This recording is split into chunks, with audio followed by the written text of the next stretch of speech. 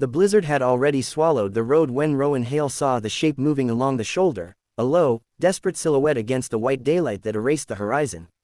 Snow fell sideways under a pale sky, the kind of daytime storm that tricks the eye into believing there is safety simply because the sun exists somewhere beyond the clouds.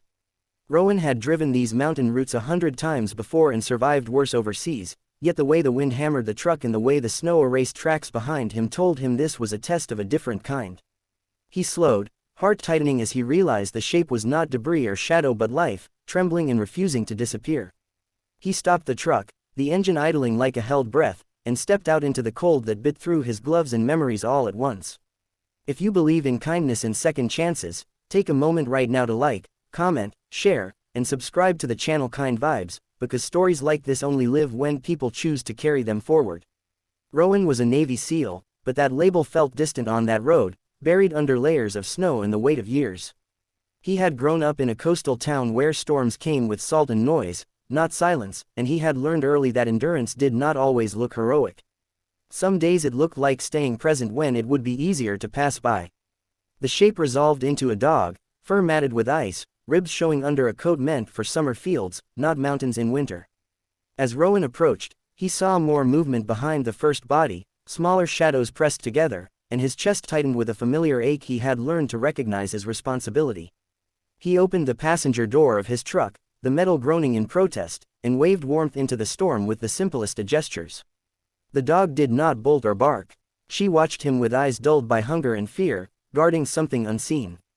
The wind roared, but the road was empty.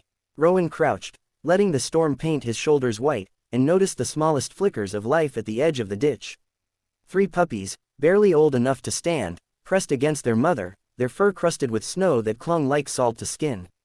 They were freezing in daylight, the most cruel illusion of safety.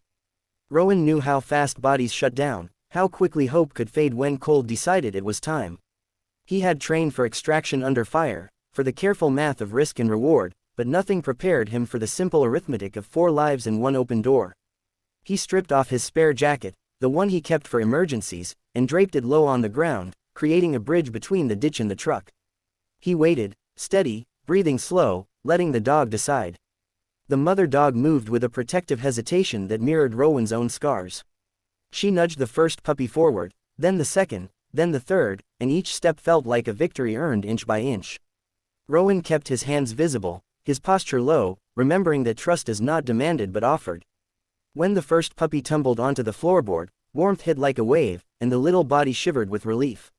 Rowan guided the others in, then stood aside as the mother leapt up, muscles trembling, eyes never leaving her family.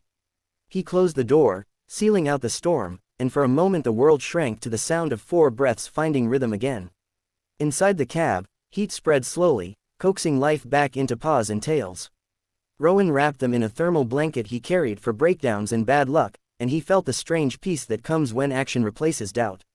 He turned the truck around, tires biting into snow with stubborn resolve, and headed toward the nearest town he knew would still have power and people.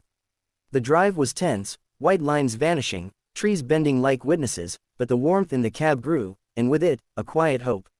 Rowan checked the mirror often, not out of fear of pursuit but out of reverence, as if making sure the moment stayed real. Rowan's life had been defined by missions that ended with debriefs and medals that felt heavier than they looked.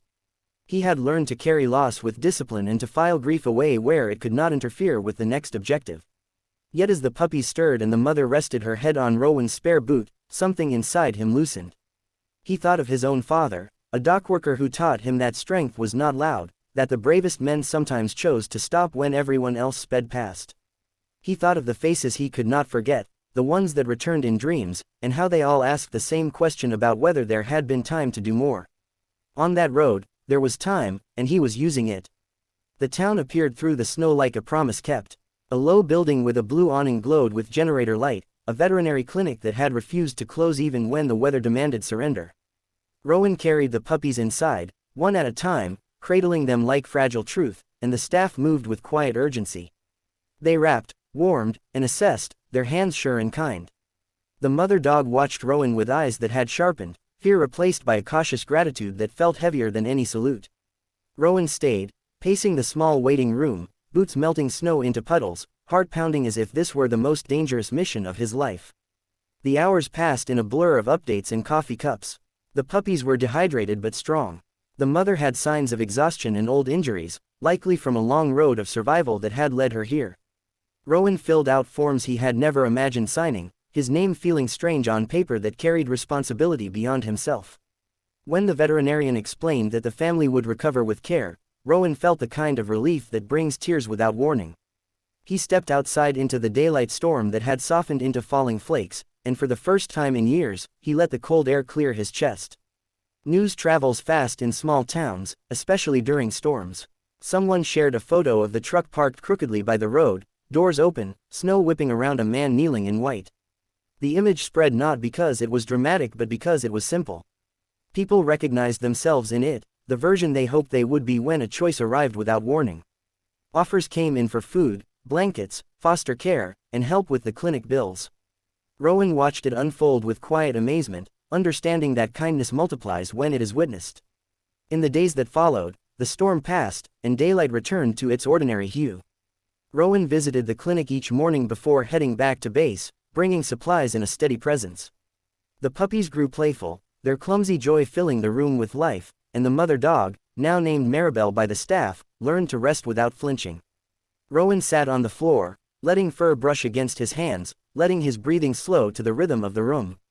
He did not talk much. He did not need to. Healing was happening without words.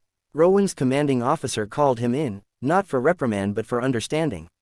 Rowan explained the delay, the storm, the family he could not leave behind. There were nods, a clap on the shoulder, a reminder that service did not end at the edge of a uniform. Rowan left the office lighter, realizing that the lines he had drawn between his roles were dissolving. He could be many things at once, and none of them canceled the others out. As weeks turned into a month, a plan formed. The puppies would be adopted together by a local couple who ran a farm with open fields and heated barns. Maribel would need a different path, one that honored her strength and her need for calm. Rowan felt the pull he had resisted since the first day. He had always lived out of a bag, moving when the call came, believing that roots made a man weak. But standing there, watching Maribel sleep in a patch of sunlight that spilled across the clinic floor, he understood that some roots anchor you to who you want to be. Rowan completed the adoption paperwork with hands that trembled slightly, surprised by their own honesty. He prepared his home with care, not with grand gestures but with small considerations learned in the field. A bed near a window. Bowls that did not slide. A routine that made room for patience. When he brought Maribel home, the day was clear, the snow retreating into memory.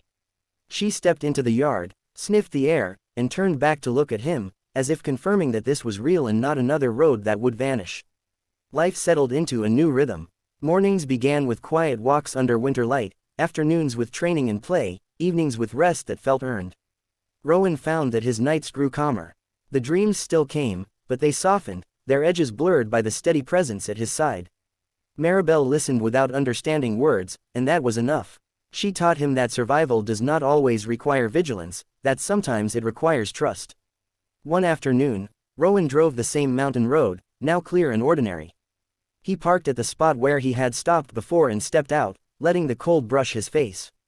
He looked down the shoulder where the ditch had held a family together and felt gratitude rise like a tide. He knew that what happened next did not belong to him alone. It belonged to everyone who chose to stop, to open a door, to believe that a small act could change the shape of a day.